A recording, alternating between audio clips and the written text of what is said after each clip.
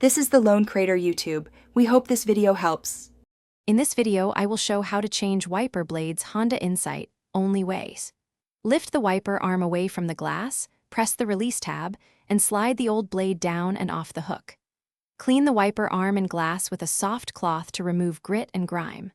Align the new blade with the connector, hear a click when it locks, then gently lower the arm back to the windshield and test for smooth contact.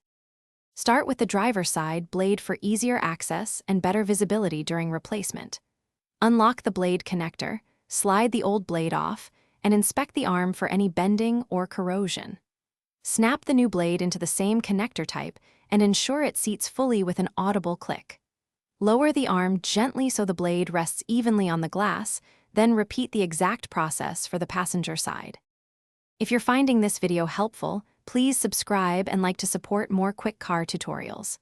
Quick recommendation: the Echo Dot smart speaker brings simple voice control and music to your garage or workshop and pairs nicely with a playlist while you work on wipers.